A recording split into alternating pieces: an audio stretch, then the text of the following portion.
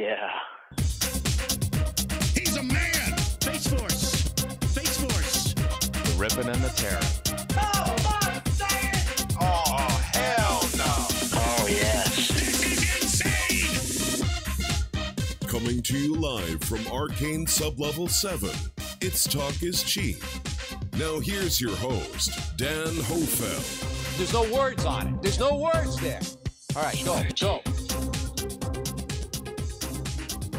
Welcome to Talk is Cheap, where cheap is talk, ladies and gentlemen, and talk is cheap. I think people love that or hate that. I know I kind of love it. It's kind of a double negative, but what are you going to do? Thank you so much for joining me today, ladies and gentlemen. It is Tuesday, February 19th, 2019, and we are live. We'll do it live, right? We are live every Tuesday, 1 p.m. Central, 2 p.m. Eastern, 11 a.m. Pacific. Of course, I'm simulcasting on Mixer, Twitch, and YouTube. If YouTube goes down again with their little Nazism strikes that they love to do, I'll be over on Mixer and Twitch. Links are in the description. You can get those easily, bookmark them, and still join me. Of course, if you can't watch the episode live, we always have the full podcast available on your favorite podcasting platform, Apple, Google, and Spotify, of course, and many others. Man, so there's a lot of stuff going on in this world today. This big thing that this last quarter here has just been, there's been a lot of, like, for lack of a better word, chaos, I guess I want to say. And a lot of things happening, a lot of things getting pushed. Yeah, I had the YouTube censorship. I just kept getting challenged with that. I broke through that barrier. Then there's circumstances that are changing, and I have to mention this now to kind of get you guys prepared, but this show is going to end up having to go later live at an eventual point because my day job is starting to push and change things. So that's always another wrench in there. Just when you get things ironed out, something else gets thrown in there. And I think with like all this energy, and this is part of the solar flash, I had Em and Miss Em on last week, and they were talking about the galactic solar flash and the energy, and she said that these galactics are holding this energy back. Well, you know, enough's enough. Quit holding it back. If this solar sneeze is going to happen and transform everybody and let them get out of their comfort zone, let's have it, because I'm so sick of, oh, we got to hold it back because people ain't ready. Well, come on, push comes to shove. Are they ready or not? We just got to get going. But that brings me to the Schumann resonance. This thing has been off the charts, especially over on the 17th, I believe that was Sunday there. Yeah, Sunday. Crazy. And this is happening more and more often. We have a little spike over here yesterday and now a little more today as well on the 19th here. But this has, I think, a big part to play with the solar sneeze and making everybody activated and bringing everybody up. So they can't, if these galactics can't hold it back, let it go. I mean, I would certainly love to change places with them. They can come down here and do this and go to their boring job, and I can sit up there in a spaceship and hold it back too, because it's all easy and fine and dandy out there. But anyway, next week, I got Carrie Walker joining me from Alice Eats the Apple. She's going to ride shotgun. We're going to cover some articles. I met her down in Sedona. I've been on her show once before when it was the Joyride show, but now she's going solo on that project, so she's going to come on here, just have fun, ride shotgun. I got a couple topics already I got lined up that we can talk about. That'll be fun, and looking forward to that as well. So yes folks, big show today. I'm going to talk about a little more on chemtrails. Like, saw a video that showed some inside of the airplanes on the chemtrails. We're going to break that down because they're not all what you think they are. I'm going to talk about some Wi-Fi power, 5G, Buzz Aldrin at the State of the Union. That was huge. I wanted to cover that last week, but we had our guests on. But wow, the look on his face, like, what is he hiding? I know he's getting old and all, but something was going on there. And then I want to have a little Steven Greer rant later in the show. We can talk about, oh man, I got some things to say about Greer. I mean, some people requested that I get him on as a guest. But some of this stuff that it is what it is. I know the guy helped me in my awakening, but you know, you got to call out a spade when you see one. We'll break that down later. And then I want to finish up with some microchip implants, that the stuff's becoming more and more mainstream. I want to try something fun with you guys today. I do want to get more interaction with you all, so I'm going to open up the phone lines immediately. If you want to call in on a topic I got, or you want to talk about something else that's hot on your mind, just don't hesitate to call in. That's 1-605-562-0444, 1-605-562-0444, and then you got to put your caller ID in, which is going to be 146509#. Yeah, I want to make this more of a call-in talk show radio thing and get more interaction from you guys, because that's what it's all about. This is your show just as much as mine. So big shout out to the chat here before we dive into the topics. Thank you guys for watching live. It's always great to interact with you, because you guys make the show go around, and I definitely appreciate it. We got Chad, Tyler, proud Texas lady joining in the chat there. Always great to hear from you guys. I'll try to look at the chat now and then, try to interact with you guys when I can. All right. This first topic is, I want to talk about this Area 51 map. Now, this was sent to me in an email by Bruce Kneebone. He's always been sending me good little tips here and there. And this one is like, holy cow. So basically, Area 51 is coming more mainstream. We bring up the map here on screen. As we can see, we got Las Vegas right down here. But then as we move up, I always know where Groom Lake is. It's right here. But now it's starting to be labeled. It actually says Area 51 Test Center. This is actually on a website. It's called Como News. So if you go to comonews.com, it's their radar map. And we zoom in on this sucker. It's got the airport label that says KXTA. And we zoom in farther. They actually have buildings labeled. This is insane. Let me get my pen here so I can draw on it a little bit. So we got Hangar 18 right here. That's always been the popular one. And then there's another, I think that's the new one right here, I believe. But there's another Hangar 18 up here. It's just so interesting that these are labeled. Then they got hangars, what does that say? I'm kind of back far from the screen here. I think it says like 13 through 12 or something here. Let's scroll up a little bit. I gotta get back to my mouse pointer. Scroll up here. And we got, these are insane that these are labeled. We got cafeteria. And this almost looks like it's kind of new because there's dirt around it. Cafeteria there. New base headquarters right here. Engineering and looks like supply center, I think. And then shipping and receiving over here.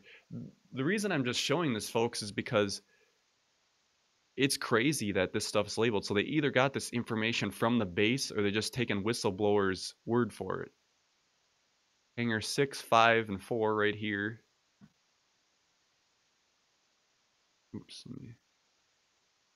But this is, it was just thought it was really, oh, and then there's a dining hall right here. So it's like you don't know what these buildings are, and now they're labeled on here. Insane. And then if you scroll up, they didn't label the baseball diamond or the tennis court. But if you scroll up, oh shoot, I'm gonna have to zoom in here. It'll let me. Oh, that's all I got. But this, oh no, it's right here. RC pylon mount right here. And that's all I saw that was labeled, but it's really interesting to see that. Of course, these links, I'll throw this in the description after the show if you guys want to look at that further. It's very interesting that they labeled that out in the middle. So I thought that was definitely worth showing. Thank you, Bruce, for sending me that. And if you guys do have tips as well, please send them to my email, k2d4network@gmail.com, and I'll look at it through and put what's worthy to be on the show. There's always a lot of stuff to cover and many stuff to break down. Okay, we got a couple. We move into our next topic. We should get some groove music, right? The transition music.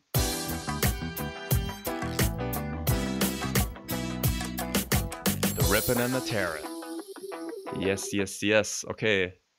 Spain, there's a new Spain UFO that, like, I showed that other clip the other week about the one in Utah. That one that looks pretty real. But now we got another one here in Spain. I'm going to start rolling it because it does take a while to get to the part. But I want to show you here that this is the on-cut part. Let me go full screen for you. They're flying out their drone just like the other video was. This is sped up, of course, because they do go out there a little ways. Quite a ways, actually. But as they fly over the landscape, you will see it in the... It'll come out... It looks like... I'll have to break this down because you almost kind of wonder, well, where did it come from? Because it looks like it comes right from outside or inside the mountain there. Watch for it right here. It'll come there. Oh, shoot, I was on the wrong side. Over here, I guess. Thought it was over there. Yeah, it comes right out. And just like the other video I showed the other week, has that clear. So now, what does this do? This starts casting doubt in your mind because one so soon. We just had the other one, and now this one comes out soon. Again, just appears right in front of the hillside there. Now, I'm not saying that they can't do that because I know UFOs can come out of the hillsides, whether it be an opening or they can artificially open the ground like that too. But is it real or is it fake? You just don't know. And I remember, I'll just show the clip from the Utah one here as well. Yeah, right here. That it's fishy that these two are so close, but oh man, you want it to be real. I even went down and read the comments. Top comment here is a second video. I'm starting to feel trolled. So yeah, take it for what it is. I wanted to just show that because now it's like, are people gonna start trolling this stuff? You see one video, then they held it back for a while, and now they're doing this again. It's like, well, is it real or is it not? And you start doubting it. Could that one have been put out to make the other one look fake? There's all sorts of things that can happen here, and you just don't know. And then just to quickly show you guys as well, these UFOs in Texas that this lady filmed. I'll mute it here so it doesn't play. These, you can tell, are more legit as soon as it loads. It looks like 4 or 5, kind of looks like a cigar. For those listening, it looks like a cigar-shaped craft, and it's got 4 or 5 bubbles on it. I think these are all just separate, but they're so close that it looks like they're together. But like this, you can tell, well, it's filmed with a potato, of course. Yeah. So it makes it like, well, what the hell? But these are more, they're becoming more commonplace now, and then especially people with having cameras on their cell phone, going to be more and more of this stuff. But it's getting to be where I can actually have a segment every week about showing a UFO clip. Do you guys find this interesting or not? I can lay off on them. I can do more. There's always tons of them. It's just like, there's some that look so fake, and it's like, whatever. So yeah, shout out to the chat, everybody. Thank you guys for watching. See how many are currently watching. 45 of you. Hello, number 45, maybe the present 45. We'll slide on over to our next topic without further ado, right?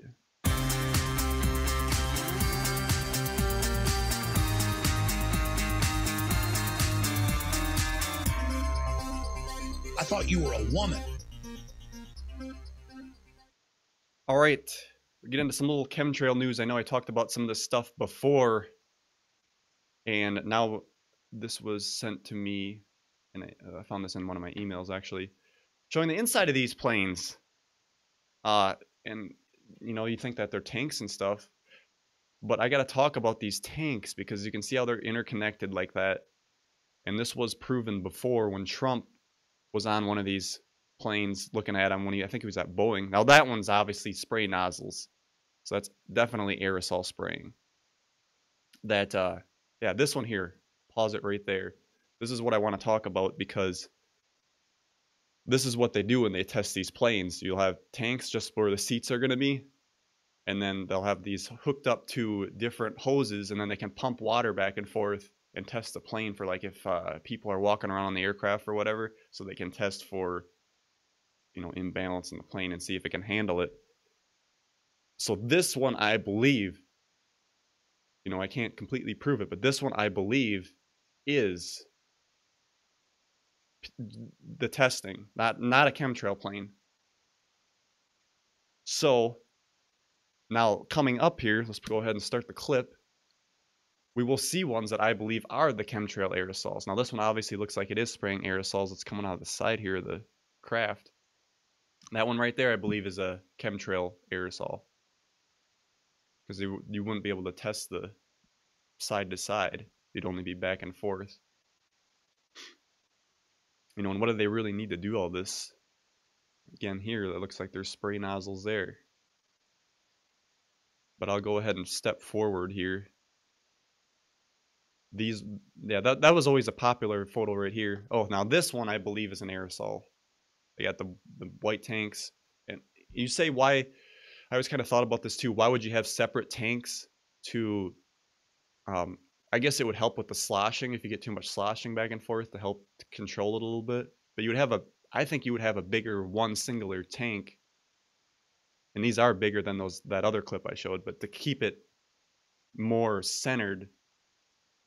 And why would, because then they'd have to mix up all these batches for each tank. But coming up here, we do have one that's undeniable. Definitely a spray tank. Right. Next slide. Right. Oh, next slide after this. Right here. Look at that. Got a tank. You can see the pipe go out the side of the craft. Now, why would you have to do that if it was a testing thing? You'd be shooting the water out to get rid of it so you can see what it's like when it's empty? I don't think so. So right here, I believe that is definitely an aerosol chemtrail plane. And there's the tank outside of the craft.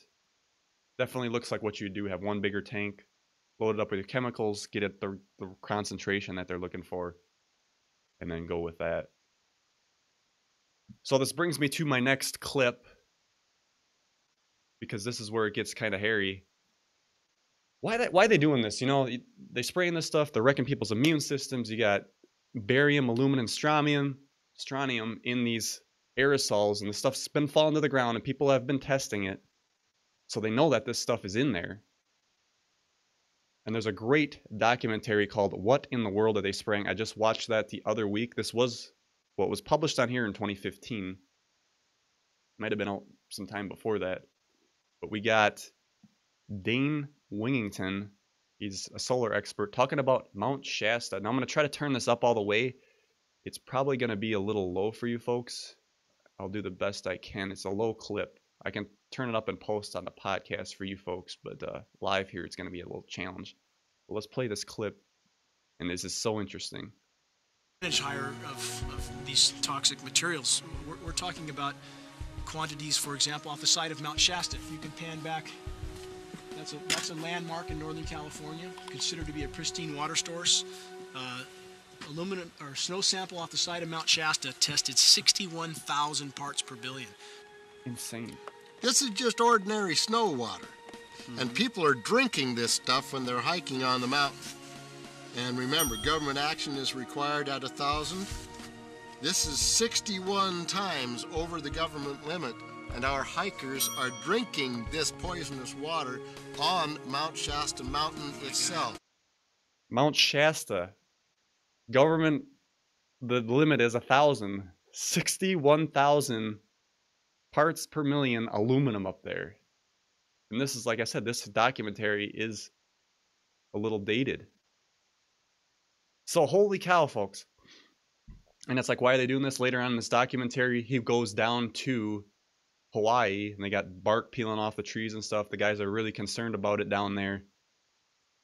And what was the ultimate control? You got to control people with their food. If you can control that, you can control everything. So now then Monsanto gets into this stuff. They can release seeds that can grow in this stuff that you can't, take the seeds from that production and then keep regrowing. Therefore, ultimate control. You bought seeds from us this year, well, you have to buy from us next year. If you don't, you can't grow. Ultimate control. you know, what are you going to do? Because they're geoengineering the atmosphere for this crap. And then they want to say in the name of preventing global warming, give me a break. This is completely ridiculous. And then later on in this documentary as well, they go up to the Congress people, senators, Congress, try to get them informed about this. Say, did you hear about geoengineering? And they're like, no, I never heard about it. And they're so quickly to run off because they don't want to interact with the crowd, the people that they're supposed to represent. They just walk away. It's unbelievable, folks. And of course, ultimate goal, control. Now, hopefully this starts changing. I asked Em and Miss M about it last week when they were on the show. And they're saying this control is, the deep state goes so deep that in order to get this eliminated, there's just so many checks and balances that they have to go through to get there. I hope it's sooner. Like I said, I've seen a reduction this last year in aerosols over Wisconsin. Sometimes you'll have a clear week for sometimes a week or two, clear skies. Like, I've never seen that. And then all of a sudden, oh, they're still doing it. They're out there. It's unbelievable. But once those change, I'm just ready for a big, big change, folks. Speaking of which, change. I want to jump on the Q map real quick. I was going to talk about this during the beginning of the show, but before we jump to our next topic, and there's been a lot of posts lately. Q's been active, crazily active, but I'm going to go back to the one I read so I can break that down here a little bit. Because you start to wonder when stuff's going to happen and change, but this is post 2803. This is on qmap.pub if anybody wants to look at it. Because we always want to say, when are these indictments happen? When are these indictments going to happen? Well, he's got written here, look for placeholder updates at Patriots Fight. There's like all this. That's the problem with some of the stuff. It's secret code. You don't know what's going on. Indictment, arrests, and D-class will force worldwide coverage. Leaks, bribery conclusion. Media will force resignations with follow-up criminal prosecutions. And then later on, look at this photo he puts on there. Now that Russia collusion is a proven lie, when do the trials begin for treason? And then, of course, we got behind bars here. For those listening, we got Bill Clinton, of course, Obama, all these guys, Podesta, Comey, all of them are there. Great to see that. And I'm ready for a change because we get so sick of the BS sometimes that, yes, Michael in the chat says, full disclosure, now the event is coming. I was listening to a video that the next event was supposed to be in March. They're saying that this energy, they can't hold it back anymore. The energy should come in. Good. You know what? Let the energy come through because people they have to deal with it. I'm tired of waiting for everybody else. You can see that we need a big change. And time to move forward. That's what I say. So, all right, I'm going to move on to the next topic here. And we will continue. Yes. Do it now. Scientists turn Wi-Fi into electricity in huge breakthrough. I always like stuff like this because I think it's important to have our technology because these free energy systems, when they do come out, are going to be a big thing for the world. This will be awesome because you won't even have to plug in something to recharge it. Just boom, it's charged from the air. And I've seen Apple have patents on stuff like this. So it's going to be really interesting when this stuff starts coming out. A group of scientists have invented a machine that converts Wi-Fi signals into electricity, powering devices without a battery, offering a way for devices to run without the need for a physical battery. According to Mail Online, the machine created by a team at Massachusetts Institute of Technology is a small two-dimensional device powered solely by Wi-Fi waves passing through it. That's so crazy, folks. A new rectenna, a type of antenna, captures the waves and converts them into wireless energy using a cutting-edge semiconductor. As a result, Wi-Fi could become a widespread power source. We have come up with a new way to power the electronic systems of the future by harvesting Wi-Fi energy in a way that's easily integrated in large areas to bring intelligence to every object around us. Now this will get into the, or not this article, but I will bridge this with 5G, which, yeah, probably not good. The team claimed the new invention could power everything from large area electronics, wearable electronic accessories, and even medical devices, which could beam data to doctors. So when you think about this stuff, it's like Wi-Fi powered devices. It's like you almost don't think they would be able to power big items like a TV or a computer that's using a lot of power. But they're claiming large area electronics. Now we always, that's why I got to bridge this with the next topic here, 5G.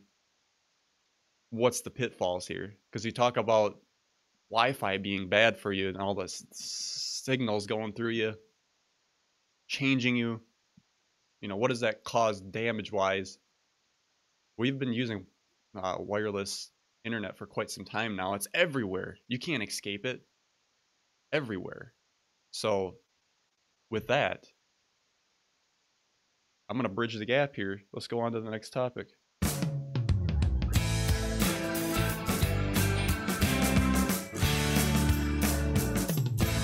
It can happen. Killer 5G warning. Expert warns superfast broadband could cause cancer in humans. And we kind of heard about this stuff before with like 4G and having cell phones up to your ear. And there is some cases where people do have cancer right where they hold the phone up to their ear. I thought it was going to be a more worldwide epidemic, if you will. But it actually hasn't been terrible unless they're really suppressing it. I haven't seen too much cases of it. It does happen. I will admit it. But I think deep down, like the human body, it has a chance to adapt to the surroundings and be able to combat some of that stuff that it's getting bombarded by. So breaking the article down here. Superfast broadband could be a global catastrophe, kill wildlife, give people terminal disease, and cause Earth's magnetic field to change, according to shock claims by technology expert. Arthur Robert Fristenberg is an American author and activist on electronic radiation and health. The telecommunications industry has suppressed damaging evidence about its technology since at least 1927. There is about as many as 20,000 satellites in the atmosphere. So right now, 20,000 satellites up above beaming down at us. And the FCC approved Elon Musk project for 12,000 satellites that are supposed to go up in mid-2019. And he says, I'm getting reports from various parts of the world that 5G antennas are being erected all over and people are already getting sick from what's there now. And the insect population is getting affected. So I was watching a video the other day. You get these installations, or they install antennas above these. One was above a apartment complex. They put them up on top there. You see them all over. They got the antennas there beaming down so they can have all that coverage. And this one lady, this was just a regular cell antenna. She was just getting sick. She was getting rashes just from that being up there. And makes sense. You're right below that and it's beaming down. Insane. So now that with the 5G, how 5G works, I believe there's a graphic here. Yeah, right here. You have one antenna, and then they basically got to be every like block or so. So just to keep amplifying that. Now I don't know what their plan is, how to do this in rural areas. Yeah, currently I live in a rural area myself. So how does that work? I think, you know, 5G's bad for frequency. I think 4G is fast enough. All they got to do is get more coverage. Like there's so many dead areas out here in the rural areas that, okay, if you guys just had more coverage, 4G is fine. But the whole thing with 5G is they want everything integrated. You're going to have all this smart technology talking to each other. They talk about the smart dust, the nanotechnology, the microchips. where they can sprinkle everywhere and everything becomes aware. It gets used to your patterns, how you walk, what you're going to do. It's part of the total control system. But it's all happening. Oh, I don't have that clip. Where is it? It's all happening. Thank you, Alex.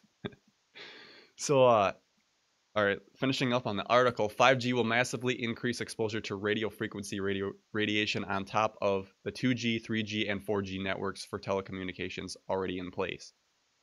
RF radiation has been proven harmful for humans and the environment. Now, here's a little breakdown. They show the speed difference.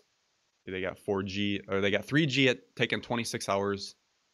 I believe this was for a video to download. I can't remember how long it was.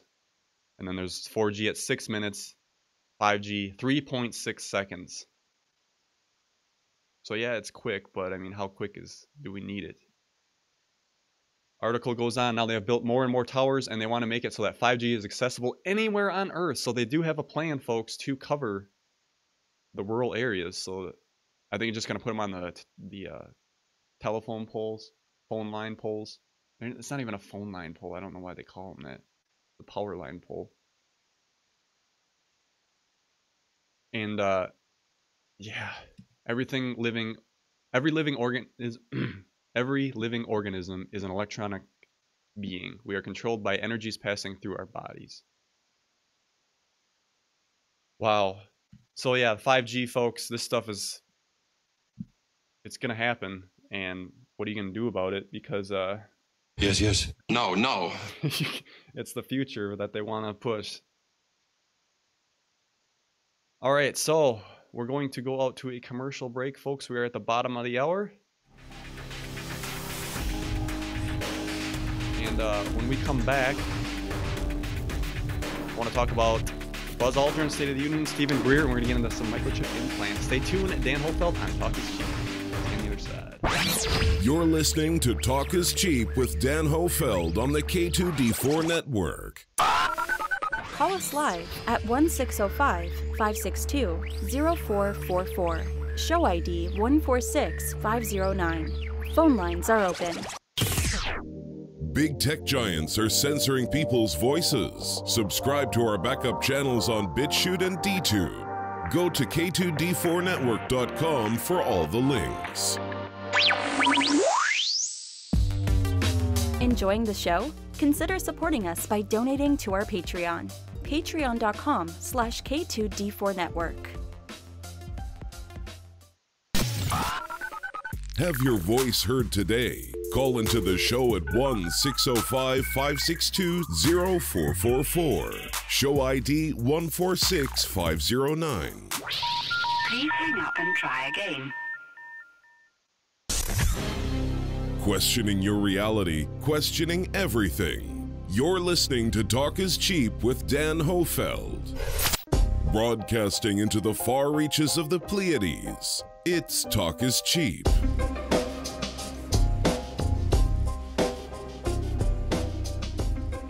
Dan Hohlfeld here for Talk is Cheap, ladies and gentlemen. Thank you guys for joining me live. We're live.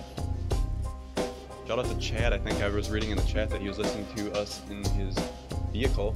That's cool. All right. Should we jump into the next thing here? This is really crazy, folks. The State of the Union. Buzz Aldrin. Like, what is going on with this guy? He looks like he's whacked out of his mind in a way. I know he's getting older, so that's got to be said. But what does he know? What does he know? I'm going to play this clip here for when he introduces Trump introduces Buzz, has him stand up at the State of the Union, for those who don't know, and then says, you know, he was the first one to put a flag down, and he says, we're going to go back with rockets. And you got to watch Buzz's face. He's just like, are you sure you want to do that? Like, he's just so puzzled beyond belief. Well, let's play this clip and then we'll break it down. In 2019, we also celebrate 50 years since brave young pilots flew 250,000 miles through space to plant the American flag on the face of the moon. Half a century later, we are joined by one of the Apollo 11 astronauts who planted that flag, Buzz Aldrin.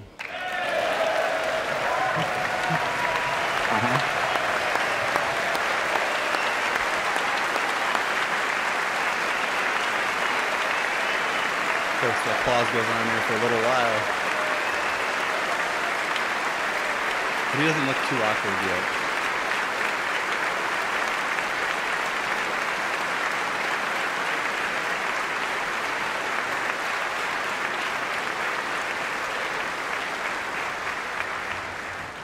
Thank you, Buzz.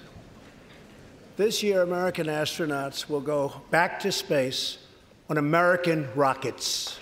There you go. We should watch it.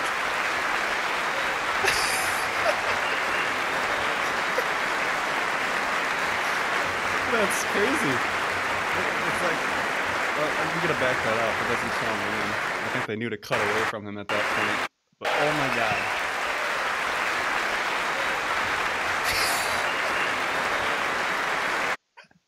Pause that right there. Look at that. That is insane. When somebody says we're going to go back and he's been up there, wouldn't you be happy about, you know, the U.S. going up to conquer space and set a base up on the moon? But no, it's just kind of like, it's a slow clap. He doesn't know what's going on. Now, granted, he's 89 years old and he was born in the 1930s. So, I mean, we're talking about some time here. So he's pushing that old Alzheimer's thingamadoer that happens. But I don't know. It just that just strikes me as so. Let me play it again here in the background while I'm talking over it. It's just weird. That is weird. Like he's like, it's got that expression. Like, are you sure you want to do that? So was it all part of a hoax? Did we really not go there?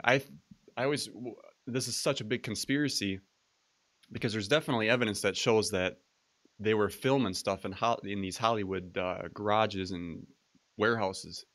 I think it was a backup plan in case we couldn't make it, so they could still say we made it. They didn't know what they were going to see when they went up there. You know, there's going to be alien craft or whatever. Then they could just show that. And there's stuff like you know how on the cameras you got the X's, so you know where you're pointing the camera. That's behind the astronaut in the photograph. So that means it was on the landscape. You know, how do you explain that stuff? You can't. Do I think we went there? I think we went there, but not maybe when they said we went there. There's a lot more going up there that they're trying to hide. There was also that report of Buzz going down to Antarctica, and I think they rode on some crazy craft that went like super speed or whatever, and he was just like, that's why he had that heart issue when he went down there. I believe it was a heart issue, if I'm not mistaken. But I just thought that was really interesting. And like I said, do we really go there? Well, we'll see. All right, moving on. Is there any calls? The phone lines are open, folks. Don't be shy. 1-605-562-0444. 1-605-562-0444. I'd love to get some interaction. Is this something you guys are passionate about? Like, what do you think about Buzz? Call in about that. I don't care. Let's have some fun. I want to make this more of a loose show, right? Yeah. All right. Let's move on to our next topic of choice. Jamie, please. Okay, we're going to get into some Steven Greer stuff here. Now, I'm going to do a little bit of a rant, so you guys got to bear with me. So this is Exopolitics. This is Michael Sala. He did a article on, so Greer appeared on the Gaia, and I will break down what he said, because it's in this article, but basically saying that it's better to keep things secret rather than say that, yes, there is some bad ETs. Because if anybody doesn't know, Greer's under the assumption that all ETs are good. And it's like, how can you do that? And it's like, what's good, what's bad? It's service to self versus service to others, or many different agendas here. But you can't just like whitewash the whole thing and say they're all good. I don't know where that comes from, but.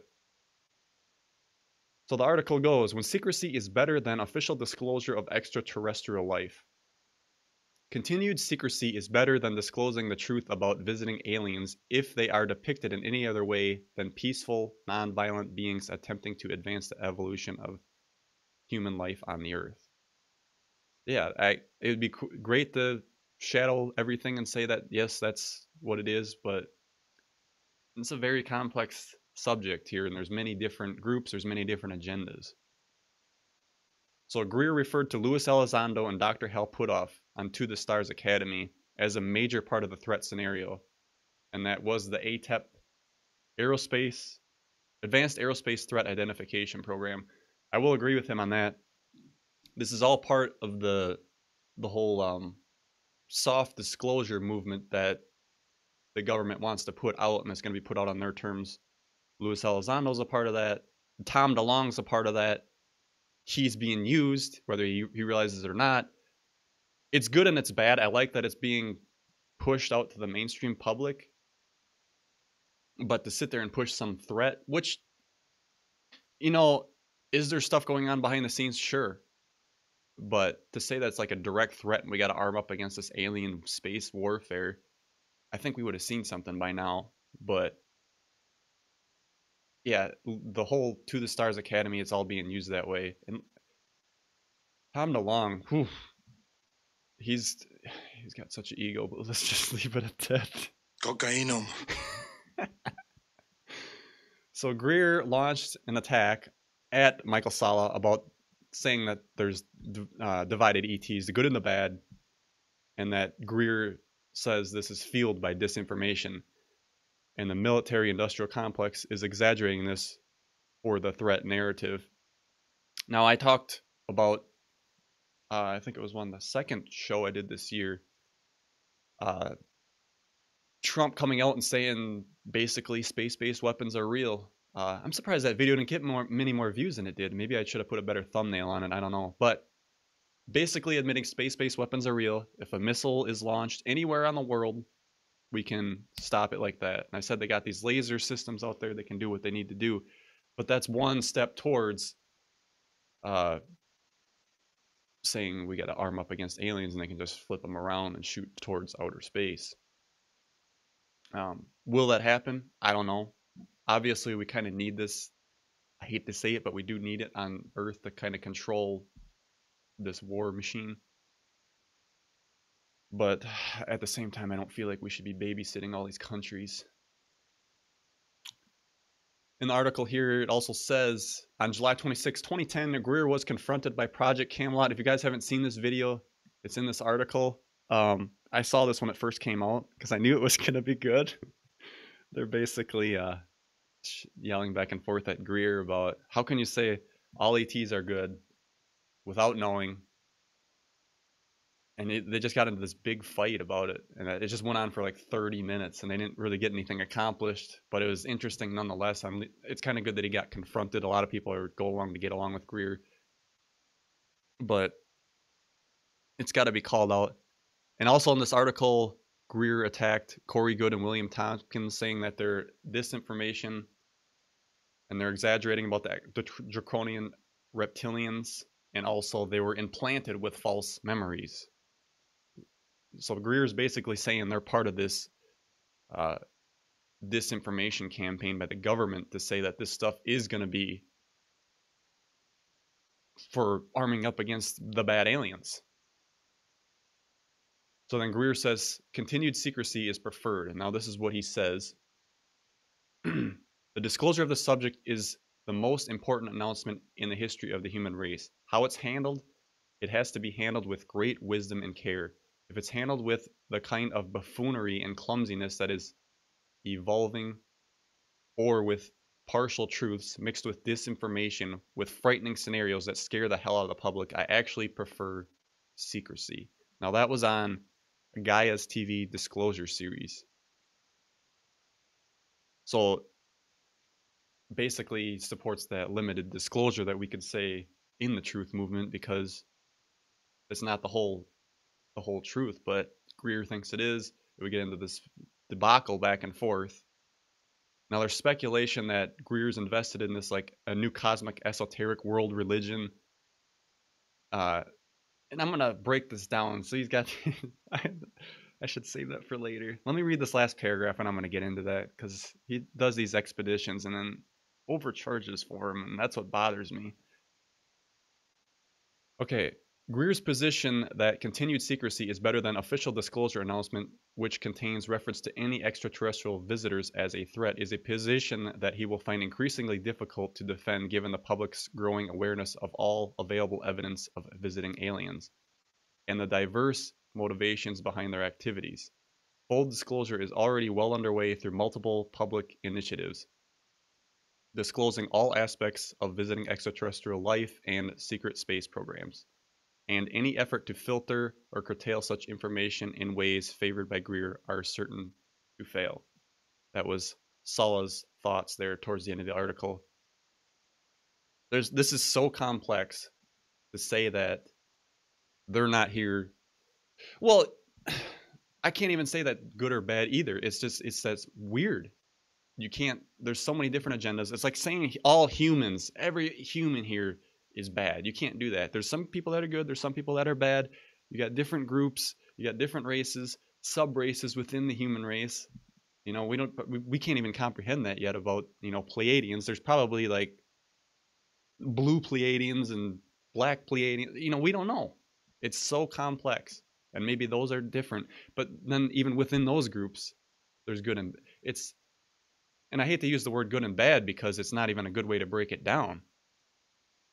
But it's just, and then we'll get into, look, this is the clip from, now this is why I want to say hats off to Steven Greer, because he played a big part in my awakening. I'm sure he played a big part in everybody's awakening, that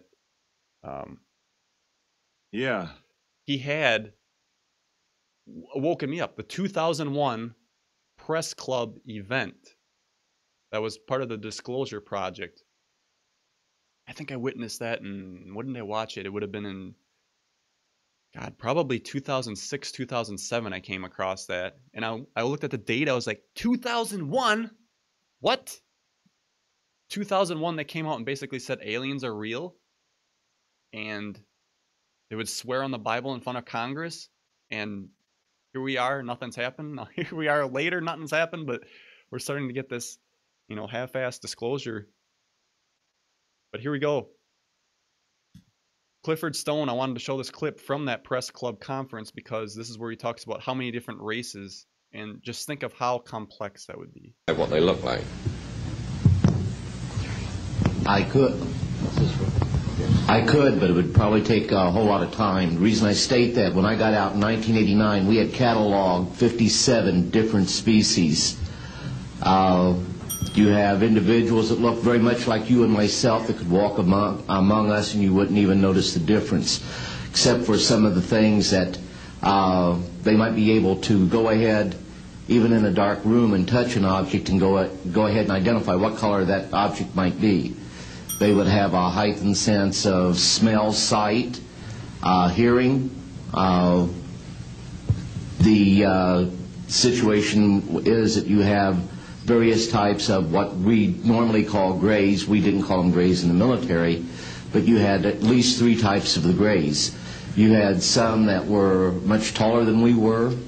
The unique thing that I'd like to point out for the most part is that the entities that we did catalog were in fact humanoid. Now this created a situation where the scientific community was trying to figure out why that would be the case, because you would expect that if life evolved on other planets, that they would take on some type of other being, so to speak, not necessarily look human. So I'm going to stop that right there. Clifford Stone was the testimony that really did it for me when I was researching this stuff and just getting into the truth movement. I saw his testimony there, and when he said 57 different species categorized in 1989. Oh, yeah. That's insane, folks. And just to get my mind around that, my world stopped for probably a couple days. And, you know, because that was back then, I think a lot more people are acclimated it to now. But that this stuff's actually real. And then Clifford Stone, who actually was part of the alien recovery systems, where when they went in and when the one crashed, he would go up to the entity because he was an empath, and then he could interface with them, get the telepathic messages from them. That was huge for me.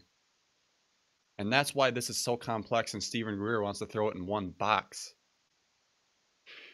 Now, let me get into my big rant, because this is going to be, this is where I got a problem with Greer. And hats off to him for sending me this email this last couple of weeks. I would have covered this on the show last week, but of course I had the guests on. But here we go. This is an email from Greer, serious disclosure. March 24th through the 30th, 2019, a week under the stars with Steven Greer. So then we see a picture. This is, of course, the night vision, and you see the two craft in the sky. And they're lit up. They're definitely not stars. They're bigger than stars. They're close up, and they do that. They go by, they light up. Sure. Okay, let's break this down. This week-long intensive is limited to about 30 registrants and provides for an intensive training program with Dr. Steven Greer. Oh, yeah.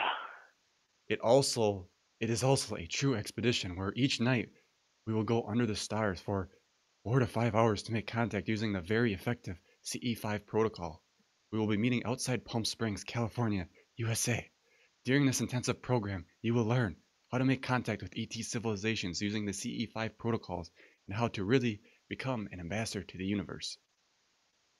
Also, you will learn advanced training in mantra meditation, advanced techniques of remote viewing, precognition and the science consciousness, the effects of... Oh, I'm not even going to say that one. Oh, boy. You guys getting sick of that voice yet? An in-depth review of new energy technologies, including free energy and zero-point field anti-gravity, and how the world can be transformed with these new sciences. It goes on and on. All week. By the way, shout out to Renee in the chat real quick before I get to my big breakdown. She says, keep in mind the Earth is flat and stationary. Are you a flat earther, Renee? Come on now. By the way, if you guys want your messages to get read, I forgot to actually open up the Streamlabs, but I bumped it up to $5 if you want it read on the air. Just to, you know, some people don't want their stuff read on the air, so you can donate lower denominations and not have that happen. But back to the thing here. Okay, so now please read these details carefully. Tuition for first-time participants. Are we going to read this here, folks?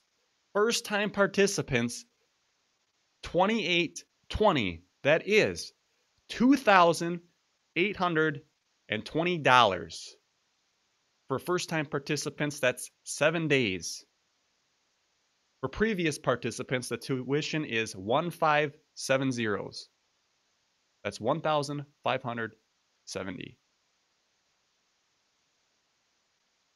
People must make their own arrangement. Okay, now here's where it is. All right, people say, that's not a bad deal. You probably get some lodging, you probably get food, you probably get transportation to it, and then you don't have to worry about anything. No, you don't.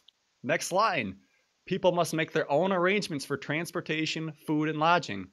Afternoon sessions will be at the home Dr. Greer has rented. Evening fieldwork will be in a state park. We will suggest a hotel for people to stay at, as that will make it easier for us to get to know each other and facilitate carpooling to the afternoon and evening sessions. Can we say it again? Oh, yeah, that sounds good.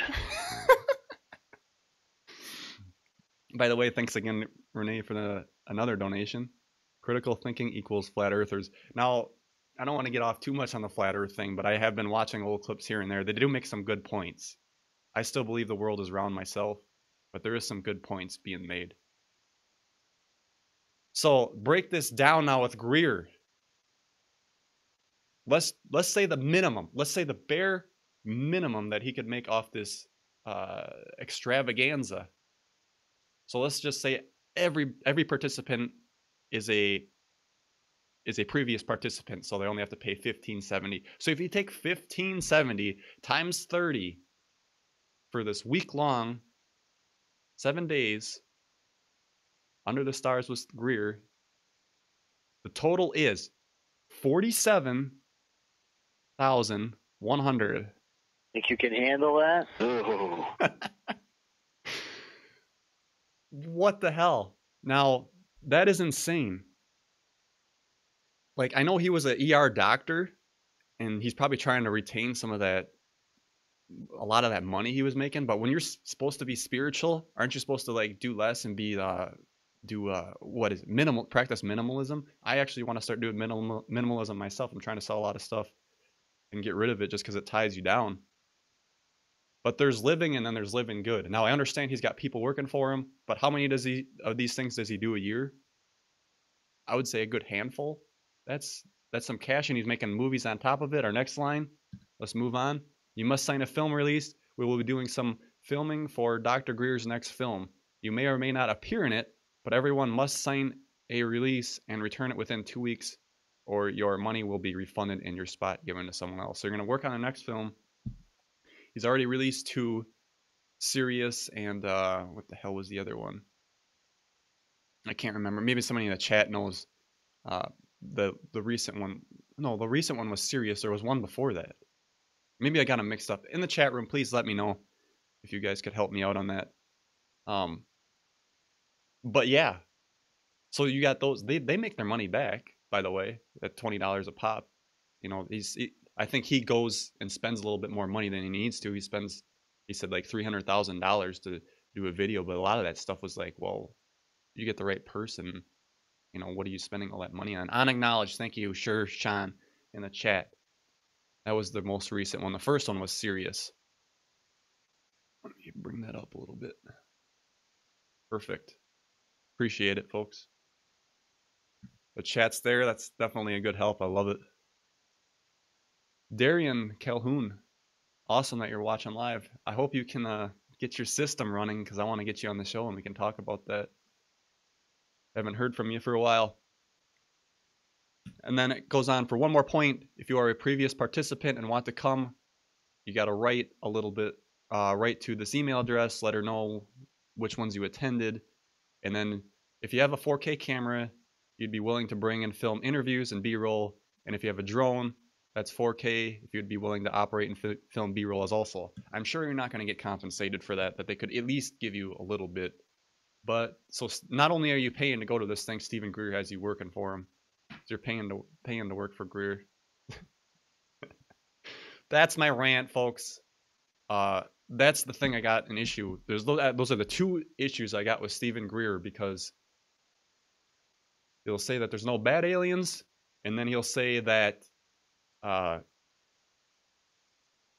there's not good or bad, and then of course overcharges for his expeditions. You know, it's one thing to have to want to learn how to do this and go out. It's another to overcharge. That's why I give so much credit to James Gilliland.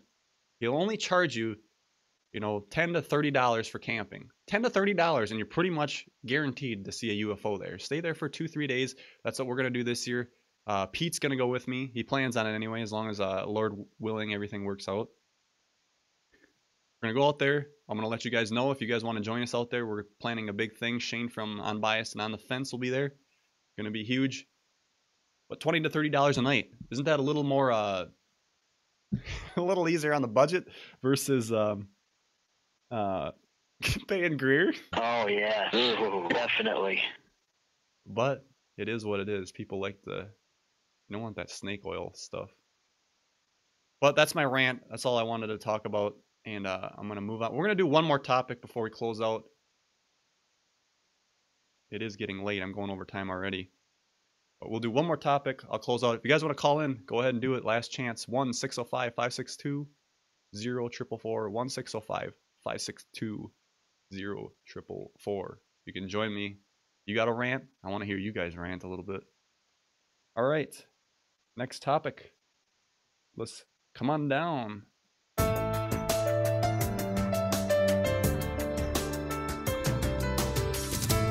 Arizona.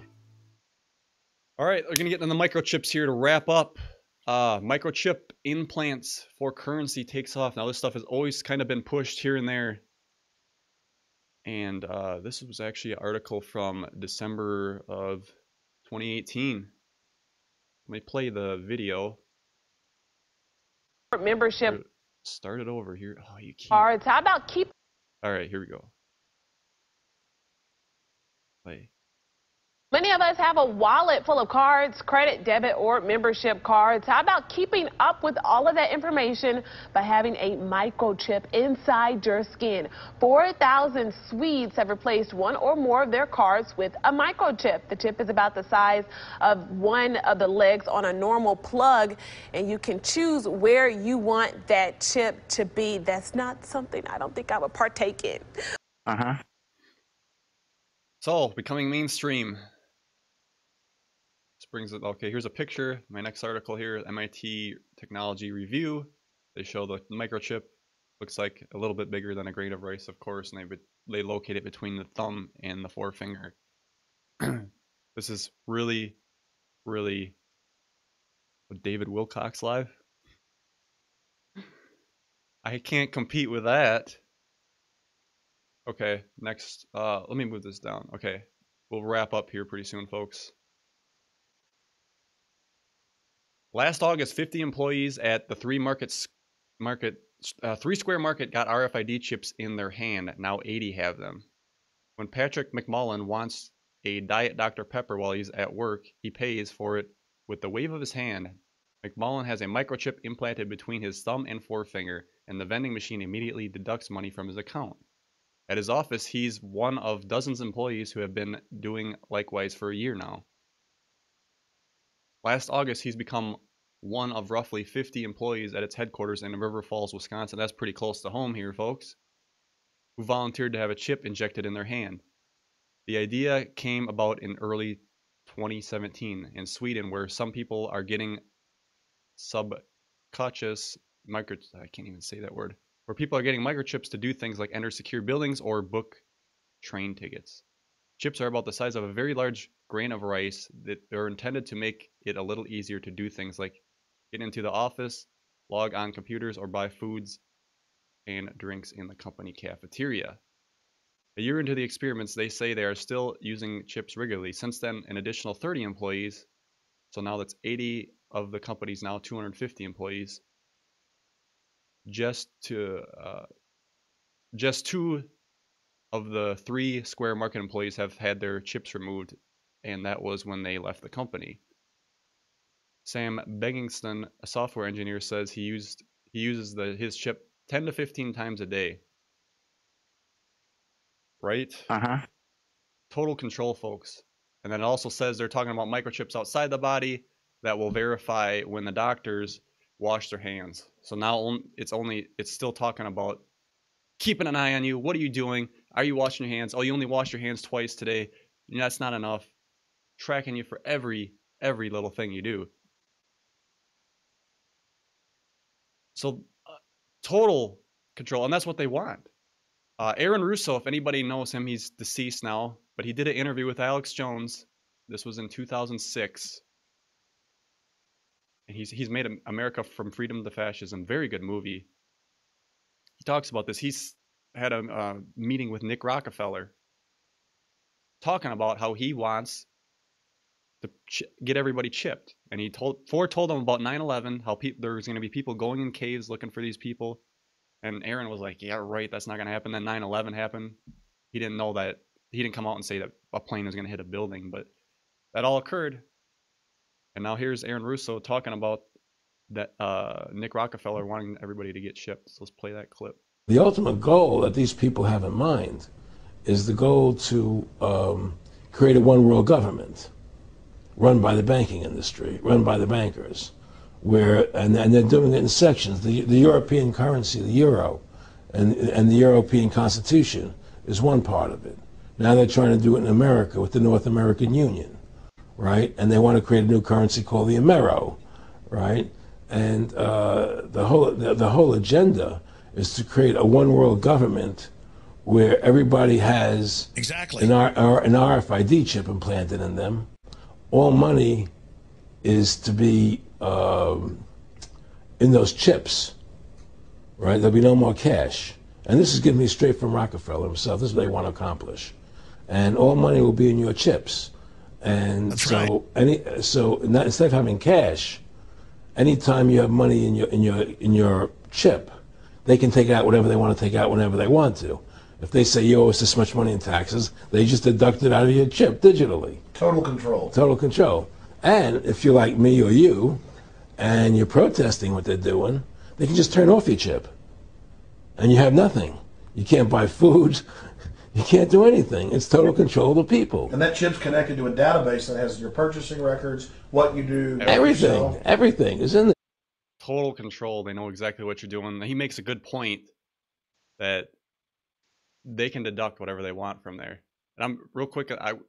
We got a caller. I'm going to come to you in a minute here. Somebody mentioned in the chat, child 7328 in the chat says, no need to steal your wallet, just Mortal Kombat your hand up.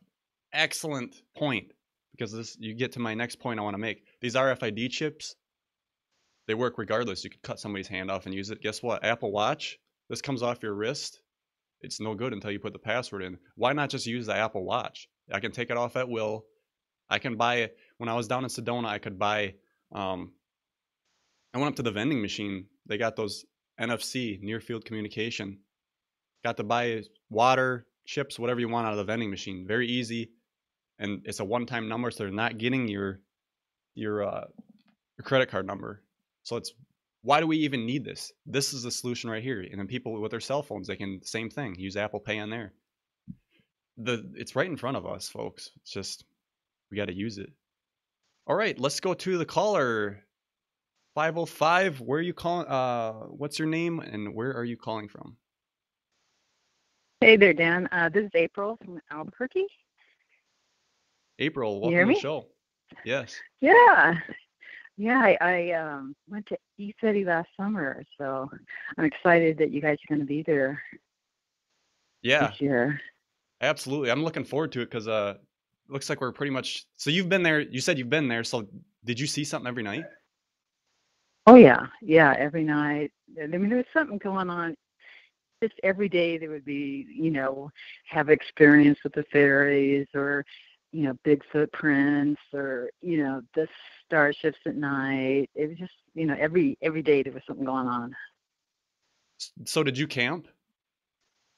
I did.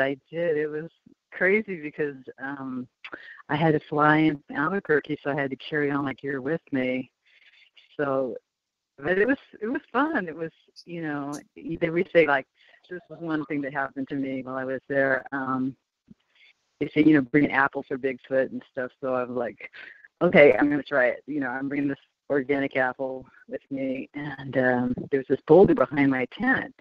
So I kind of put a little intention and put the little apple right there on that boulder and then took off for my day. And just, so then I came back and the apple was gone. And I'm like, oh, wow, something happened, something's going on. So I forgot about it and stuff. So that night, it was really early in the morning. I needed to get up and go to the bathroom. And when I came back, I kind of could feel like Bigfoot was around. I was getting that energy. And that I didn't see him or anything. And so then I zipped my tent, got back in my tent. And I leaned back and I go, what's that? And I reached back there and that apple was in my sleeping bag. Whoa. So he actually went in there to put it in.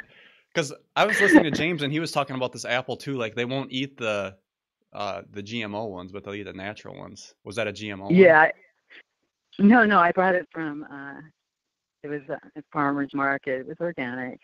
Okay. Oh, But interesting. it was just, but it was cool because, I wanted an experience, but I was scared because, I didn't want to really see them because I was out there by myself and, I just would be so scary just to confront them. But it was kind of a gentle experience that I wanted, so it was cool. Yeah. So did you have anything disappear on you? I hear that happens out there too. Well, there was, and like I say, everything's happened like every day there was something like that. And so one of my people that I met there, he came by and he says, "Oh, I lost my car." It was like a car, his rental card. It was a card to start his car, like a credit card. And he lost it. And I go, "Oh, the fairies got it." And he goes, "What?" Because he was more kind of like a UFO guy. And so he was like, "I don't know about fairies." I go, "Just ask gently for the fairies to bring that card back." So he did. So then later on, he was helping me with something, to get something out of the car, and he leaned over, and that card just materialized and fell to the ground. It just like it fell from his chest to the ground, and he was looking at me, and I was looking at him, and I was like, he's like, "What just happened?" That's insane. So, because he wasn't, he was, to me that was like, I love it, and he was like, "Oh."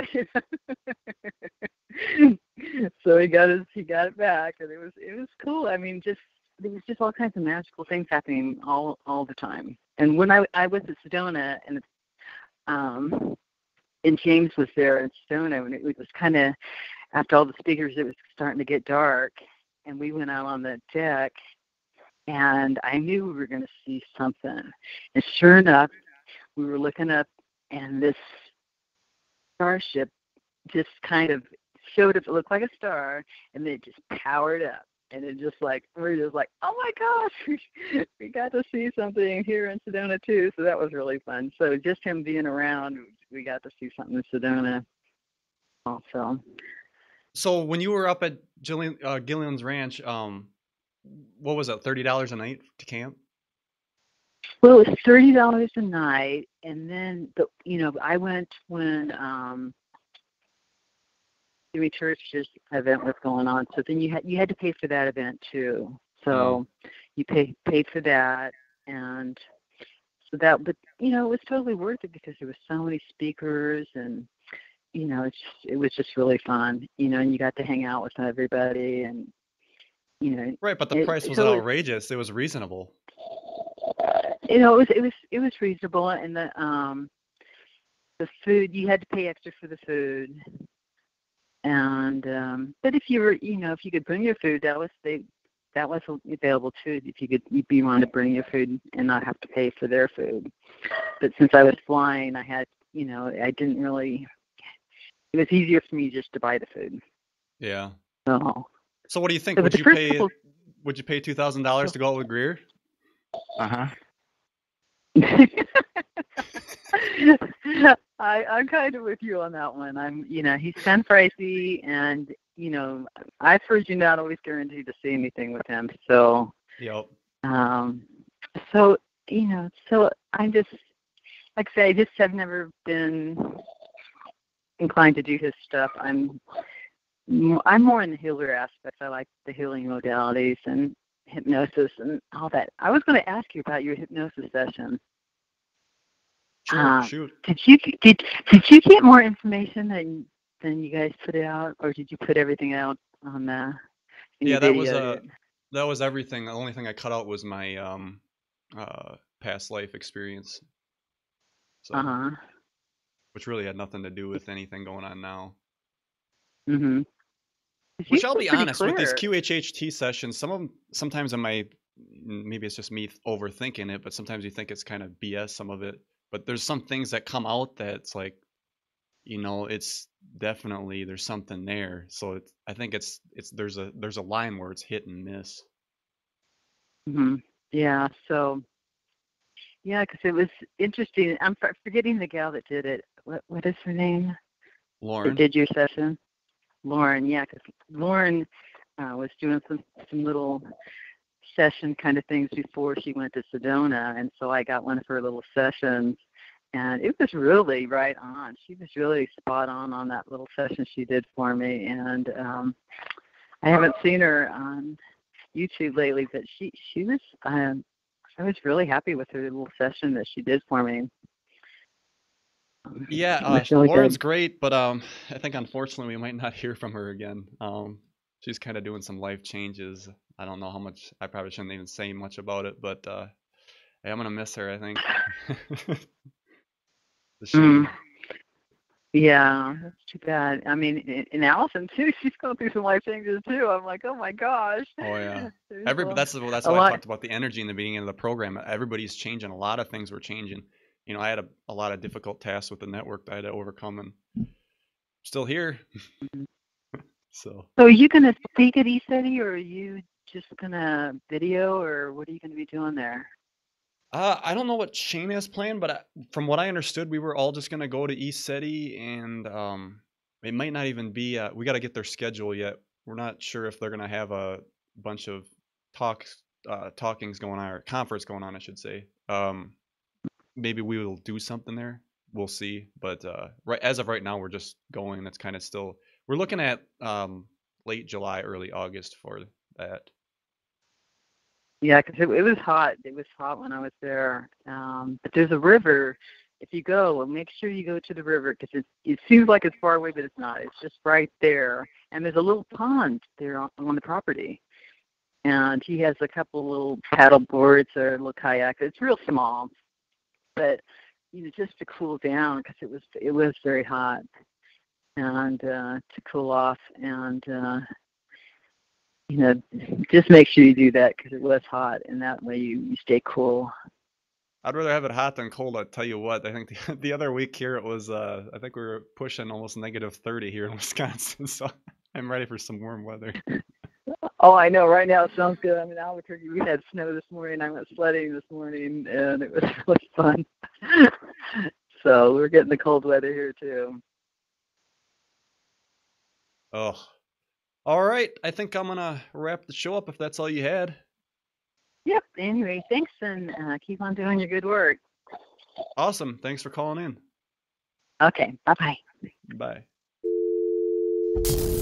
Okay. Thank you for your call. All right, ladies and gentlemen, we'll wrap up. I think this has been another awesome show in the bag. Great to have callers. I like to let's just have fun like this and just have a nice chat. That's what it's all about. So, all right. Big, huge thanks to the supporters on Patreon. I always got to give a shout out to them, because they do help support the show. And if you guys do love the show, that I want to keep producing content, consider being a supporter on Patreon. I mean, donate what you want. There's different tiers. I got 1, 5, and 10 tiers there. It all helps, because sometimes, like I said, if YouTube goes down, then there's nothing. It's kind of a nice little donation thing there. You can also buy a shirt or whatever on Patreon. We have a couple new products coming out, and yeah, look at that as well. All right, with that being said, I'm Dan Hohlfeld. Yeah, correct. Signing out. Talk is cheap. We'll see you guys next week, same time. Bye-bye.